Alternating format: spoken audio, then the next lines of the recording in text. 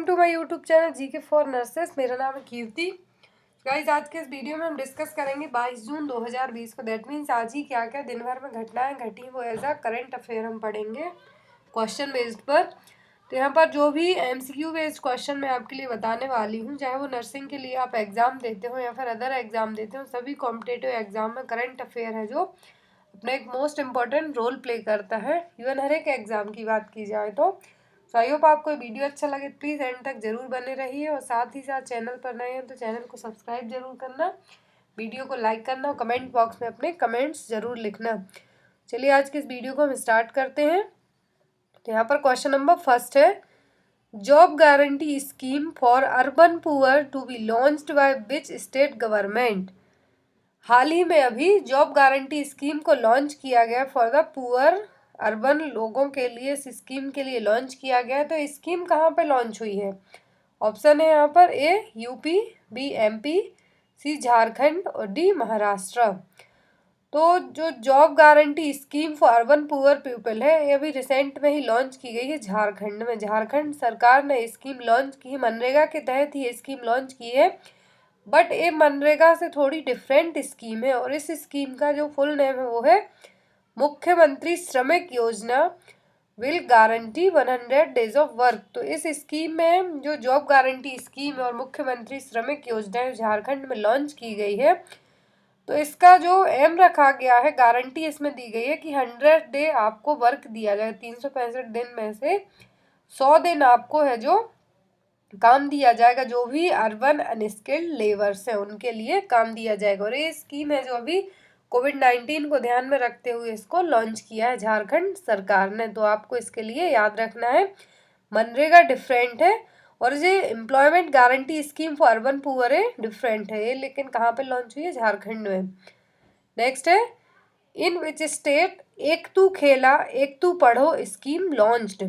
तो अभी हाल ही में किस राज्य सरकार ने एक तू खेला एक तू पढ़ो स्कीम को लॉन्च किया है? यहाँ पर जो नाम दिया है इसका स्कीम का, एक तू खेला एक तू पढ़ो, इससे आप अंदाजा लगा सकते हैं कि ये कहाँ की लैंग्वेज पे होगी। तो यहाँ पर ऑप्शन है ये Tripura, B MP, C UP and D Jharkhand. तो जो स्कीम लॉन्च की गई है एक तू खेला एक तू पढ़ो, तो इस स्कीम को लॉन्च किया गया त्रिपुरा ने। त्रिपुरा की जो सरकार है वहाँ पर इस स्कीम को लॉन्च किया गया। जो भी स्कूल स्टूडेंट्स हैं उनके लिए 25 जून 2020 से इस स्कीम को क्या है लागू किया जाएगा। और इस स्कीम का नाम क्या है? एक तू खेलो एक तू पढ़ो। That means play little study little, थोड़ा खेलो थोड़ा पढ़ो। तो इस स्कीम को लॉन्च किया त्रिपुरा सरकार ने और ये 25 जून से स्टार्ट की जाएगी। Next is, in which temple Ambubachi Mela is organised every year. तो ये अम्बुबाची मेला है जो हर साल किस टेम्पल में ऑर्गेनाइज किया जाता है? बट जब से टेम्पल बना, आई थिंक 1560 और 65 से जब से टेम्पल बना है, उससे लेके अभी तक ये मेला भरा है। लेकिन इस साल कोविड-19 के कारण जो अम्बुबाची मेला है इसके लिए कैंसिल करना पड़ा है। और ये हिस्ट्री में पहली बार हुआ है ऐसा कि जो अम्बुबाची मेला है इसको कैंसिल करना पड़ा। तो ये जो अम्बुबाची मेला है भरता है हर साल कामाख्या देवी टेम्पल में, जो कहाँ पर है? गुवाहाटी में। तो असम की गवर्नमेंट ने जो कोविड-19 है उसके कारण जो अम्बुबाची मेला है हर साल कामाख्या देवी टेम्पल में ऑर्गेनाइज किया जाता है गुवाहाटी में। तो इसके लिए इस बार कोविड-19 के कारण है जो स्टॉप किया गया है, कैंसिल किया गया है कि इस साल नहीं भरेगा। और जो कामाख्या देवी टेम्पल है जो शक्तिपीठ है अपने, ये 51वां शक्तिपीठ है। और वहाँ की सरकार के हिसाब से, असम स्टेट टूरिज्म के हिसाब से हर साल 5 लाख वहाँ पर जो भक्तगण हैं जो भी वहाँ मेला देखने आते हैं, इवन फॉरेनर्स भी मिनिमम 5 लाख लोग हैं जो वहाँ पर आते हैं। टूरिस्ट हो गए, साधु हो गए, जो अदर हैं दूसरे देशों से आए हुए लोग हैं, फॉरेनर्स हैं, वो सभी आते हैं। बट इस साल जो अम्बुबाची मेला है नहीं लगेगा कामाख्या देवी टेम्पल में जो गुवाहाटी में स्थित है। Next is, who has acquired Swedish mapping technology company Mapillary. तो हाल ही में एक जो Swedish mapping technology based company है मैपिलरी, उसको किसने अपने एक्वायर किया है, किसने इसको लिया है? तो यहाँ पर ऑप्शन है A Google, B Facebook, C Twitter और डी नन ऑफ दीज। जो मैपिलरी कंपनी है, मैपिंग बेस्ड जो कंपनी है इसको किसने लिया है? फेसबुक ने। Next is who has written a book titled legend Sohel Dev the king who saved India. तो अभी हाल ही में एक बुक लॉन्च की गई है जिसका टाइटल क्या है? Legend of Sohail Dev the king who saved India, Bharat को बचाने वाला राजा। और उस बुक का नाम क्या है? लीजेंड ऑफ सोहेल देव। तो इसको किसने लिखा है? ऑप्शन है यहाँ पर ए चेतन भगत, बी प्रेरणा जोशी, सी अमित त्रिपाठी और डी नन ऑफ दीज। तो अभी हाल ही में जो बुक लॉन्च हुई legend of Sohail Dev the king who saved India, तो इसका जो टाइटल है इस बुक का, इसके राइटर कौन है? इसके राइटर है अमित त्रिपाठी। ऑथर कौन है? अमित त्रिपाठी। इस बुक का नाम याद रखिए, legend of Sohail Dev the king who saved India. इसको किसने लिखा है? अमित त्रिपाठी ने। Next is which country has received zero tariff on exports to China. हाल ही में किस देश के लिए है जो जीरो टैरिफ लगेगा यदि वो कुछ भी चीजें अपनी निर्यात करता है चाइना के लिए? तो यहाँ पर ऑप्शन है बांग्लादेश, पाकिस्तान, श्रीलंका और डी नन ऑफ दीज। तो ये जो जीरो टैरिफ लगा है एक्सपोर्ट पे, जो ड्यूटी लगी, एक्साइज ड्यूटी लगी है, टैरिफ लगा है, तो ये किस देश के लिए लगा है? जो पाकिस्तान के लिए, सॉरी चाइना के लिए एक्सपोर्ट करेगा अपना सामान, तो ये लगा है बांग्लादेश के लिए। जीरो टैरिफ क्यों लगाया गया है बांग्लादेश के लिए ही? क्योंकि बांग्लादेश है जो पुअर डेवलप्ड कंट्री है, इस कारण से इसके लिए जीरो टैरिफ जो शुल्क लगाया है। Next is how many month has the RBI extend the ban of PMC bank. Punjab Maharashtra cooperative bank, इस बैंक का नाम याद रखिए। तो आरबीआई ने अभी हाल ही में जो पीएमसी बैंक है, पंजाब महाराष्ट्र कोऑपरेटिव बैंक है, जो इस पर जो बैन लगाया है, अभी पहले ही इन्होंने बैन लगाया था आरबीआई ने, क्योंकि पीएमसी बैंक में बहुत घोटाला हुआ था जिसके कारण न्यूज़ में बहुत आया था। तो अभी इन्होंने इसके लिए और ज़्यादा एक्सटेंड कर दिया है। तो पहले जो पीएमसी बैंक में जिनके भी अकाउंट थे वहाँ से सिर्फ 50,000 रुपये है जो निकाल सकते थे, विड्रॉ कर सकते थे। बट अभी जो आरबीआई ने बैन एक्सटेंड किया है, बढ़ाया है, तो ये बैन इन्होंने आरबीआई ने कितने टाइम के लिए बढ़ा दिया? 6 मंथ के लिए और बढ़ा दिया है ये बैन। किस पे? पीएमसी बैंक पे, पंजाब महाराष्ट्र कोऑपरेटिव बैंक पर जो बैन बढ़ा है वो 6 महीने के लिए। लेकिन पहले जो आरबीआई ने कहा था कि एक बार में 50,000 रुपये ही निकाल सकते हैं, बट अमाउंट है जो बढ़ा दिया है, वो कर दिया है 1 लाख तक आप लोग एक बार में विड्रॉ कर सकते हैं जिनके भी पीएमसी बैंक में अकाउंट है। बट इन्होंने जो बैन एक्सटेंड किया है 6 मंथ के लिए और। तो यहाँ पर राइट आंसर क्या होगा? सी, 6 month. Next is which state government has unveiled the Ola emergency service. तो हाल ही में किस राज्य सरकार ने ओला इमरजेंसी सर्विस का अनावरण किया है? ऑप्शन है यहाँ पर ए कर्नाटका, बी तमिलनाडु, सी वेस्ट बंगाल और डी मध्य प्रदेश।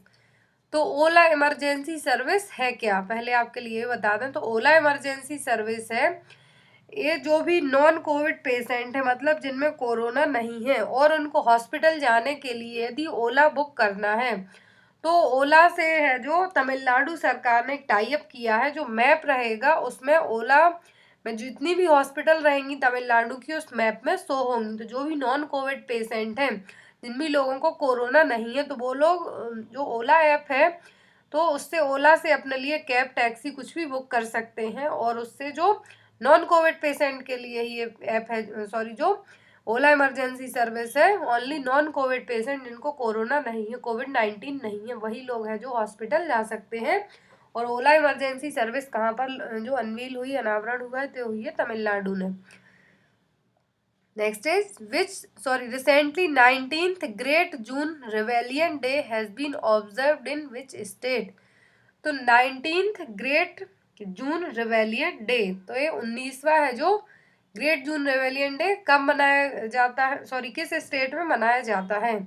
तो जो रिवेलियन डे है ये मनाया जाता है हर साल मणिपुर में। और क्यों मनाया जाता है? क्योंकि वहाँ की पुलिस और नॉर्मल जनता है उसके बीच में कुछ झड़प हुई थी, विद्रोह हुआ था, जिसके कारण 18 जून 2001 में 18 लोगों की जान गई थी, जिसके कारण है जो हर साल 18 जून को ग्रेट जून रिवेलियन डे के रूप में सेलिब्रेट किया जाता है। पहली बार 2001 में ये घटना हुई थी, जिसके कारण अभी 2020 में 19वें नंबर का 19वां रेवेलियन डे है जो मणिपुर ने सेलिब्रेट किया है। तो यहाँ पर राइट आंसर क्या होगा? बी, मणिपुर।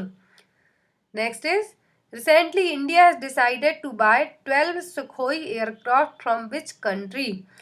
तो हाल ही में इंडिया ने डिसाइड किया है, भारत ने डिसाइड किया है कि वो 12 सुखोई एयरक्राफ्ट खरीदेगा। तो जो 12 सुखोई एयरक्राफ्ट खरीदे जाने हैं वो किस देश से खरीदेगा? ऑप्शन है यहाँ पर A USA, B Russia, C Japan और डी नन ऑफ दीज। तो यहाँ पर जो 12 सुखोई एयरक्राफ्ट खरीदे जाने हैं, इंडिया ने डिसाइड किया है तो ये लिए जाने हैं रसिया से।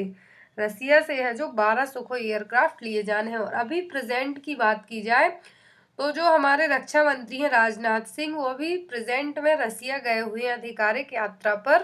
तो यहाँ पर आपको याद रखना है कि जो हमारे रक्षा मंत्री हैं कोविड-19 के बीच में किस देश की आधिकारिक यात्रा पर गए हैं, तो वो गए हैं रसिया। और इंडिया ने डिसाइड किया है कि वो 12 सुखोई एयरक्राफ्ट खरीदेगा रसिया से, रूस से।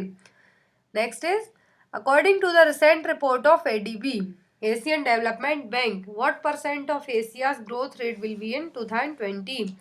तो एडीबी ने जो अभी रिसेंट में रिपोर्ट प्रेजेंट की है उसके हिसाब से 2020 में एशिया का जो ग्रोथ रेट है वो कितनी रहेगी।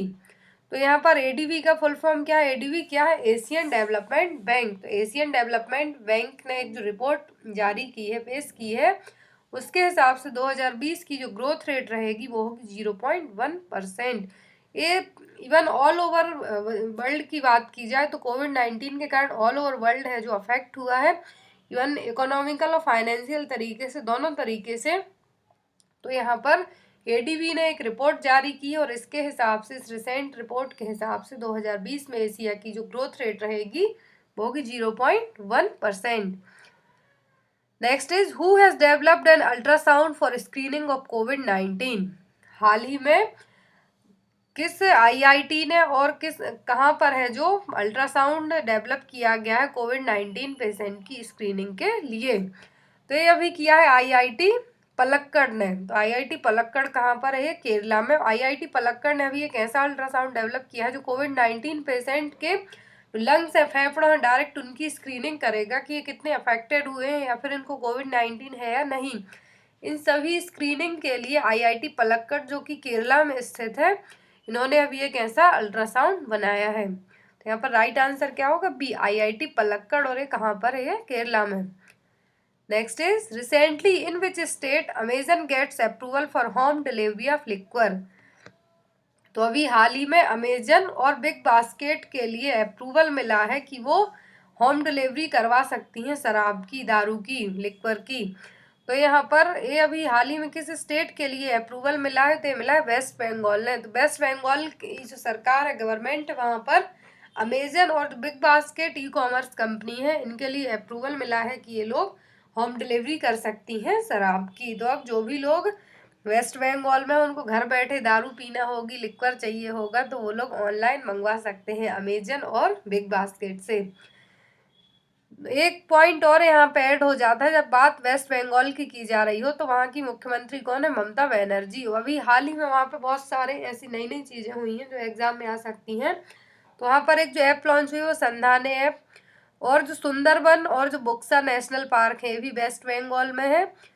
जलदपारा महानंदा वाइल्ड लाइफ सेंचुरी ये भी वेस्ट बंगाल में है। मातृ स्मृति स्कीम, इसको भी हाल ही में वेस्ट बंगाल में लॉन्च किया गया था। और स्नेहर पारस स्कीम, ये सभी स्कीम कहाँ पे लॉन्च हुई है? वेस्ट बंगाल में। और एक क्वेश्चन और आता है कि जो वेस्ट बंगाल की राजधानी है कोलकाता, ये किस नदी के किनारे बसा हुआ है कोलकाता? तो ये बसा हुआ है हुगली नदी के किनारे। ये क्वेश्चन कई बार एग्जाम में आया है कि कोलकाता किस नदी के किनारे बसा हुआ है? तो कोलकाता बसा है हुगली नदी के किनारे। नेक्स्ट है who has been included in the Forbes top 10 richest list. तो हाल ही में फोर्ब्स ने 10 सबसे अमीर लोगों की लिस्ट है जो लॉन्च की है। तो इंडिया का कौन सा आदमी है जो फोर्ब्स की जो टॉप 10 रिचेस्ट लोगों की लिस्ट है उनमें उसका नाम आया है? तो वह Mukesh Ambani, Reliance group of company के मालिक हैं, जो सीईओ है वो कौन है? मुकेश अंबानी। और उनका फोर्ब्स की जो टॉप 10 रिचेस्ट लोगों की लिस्ट आई है उसमें उनका नाम शामिल है। Next is which country has launch covid warn app. तो कोविड वॉर्न ऐप अभी हाल ही में किस कंट्री ने लॉन्च किया है? तो कोविड वॉर्न ऐप को लॉन्च किया है अभी हाल ही में जर्मनी ने। और जो कोविड वॉर्न ऐप है ये किस बेस पे काम करेगी? ब्लूटूथ बेस पे काम करेगी। यदि कोई भी लोग आपके संपर्क में ऐसा आता है इसको कोविड-19 है, तो वो आपके लिए इन्फॉर्म करेगा। तो कोविड वॉर्न ऐप कहाँ पे लॉन्च हुई है? तो हुई है जर्मनी में, और ये ब्लूटूथ बेस्ड काम करेगी। Next is recently which state government has announced that they will provide oximeter for home quarantine patient. हाल ही में किस राज्य सरकार ने घोषणा की है कि जो लोग होम क्वारंटीन हैं, कोविड-19 के कारण होम क्वारंटीन किया गया है जिन भी लोगों के लिए, तो उनके लिए फ्री ऑक्सीमीटर प्रोवाइड किए जाएंगे, जिससे आप अपने ऑक्सीजन का लेवल, ऑक्सीजन सैचुरेशन को चेक कर सकते हैं घर पर ही। तो ऑप्शन है यहाँ पर Delhi, MP, Karnataka and UP. तो हाल ही में घोषणा की है दिल्ली की गवर्नमेंट में, दिल्ली के जो चीफ मिनिस्टर अरविंद केजरीवाल, उन्होंने आज ये घोषणा की है कि जो भी लोग होम क्वारंटीन हैं कोविड-19 को लेके, उनके लिए फ्री ऑक्सीमीटर प्रोवाइड किए जाएंगे, जिससे वो घर बैठे अपने ऑक्सीजन का लेवल है, जो ऑक्सीजन सैचुरेशन क्षमता है, सभी चेक कर सकते हैं। Next is world largest Covid centre in which country. तो हाल ही में भारत में दिल्ली में जो विश्व का सबसे बड़ा लार्जेस्ट कोविड सेंटर बनने जा रहा है, और ये बन भी गया है। विद इन 1 और 2 वीक में इसको स्टार्ट कर दिया जाएगा। तो यहाँ पर इसका आंसर क्या होगा? ए, इंडिया। तो विश्व का सबसे बड़ा कोविड सेंटर है जो कहाँ पर बन रहा है? बन रहा है दिल्ली में। तो दिल्ली में दुनिया का सबसे बड़ा कोविड सेंटर कहाँ पर बन रहा है? दिल्ली के छतरपुर एरिया में। छतरपुर में है, जो 12,50,000 वर्ग फुट के एरिया में ये जो कोविड जो सेंटर बनेगा, विश्व का सबसे बड़ा कोविड सेंटर बनेगा। इसमें कितना एरिया यूज किया जा रहा है? 12,50,000 वर्ग फुट। और साथ ही साथ यहाँ पर 10,000 बेड हैं जो इन्फेक्टेड पेशेंट रहेंगे उनके लिए रहेंगे। और ये बेड हैं जो बायोडिग्रेडेबल गत्ते से बने हुए रहेंगे, जिनको सैनिटाइज करने की जरूरत नहीं पड़ेगी। सो गाइस, ये थे आज के बेस्ट और most important question. I hope आपको वीडियो अच्छा लगा हो, तो आपने एंड तक देखा हो। Thank you for watching us. Bye bye.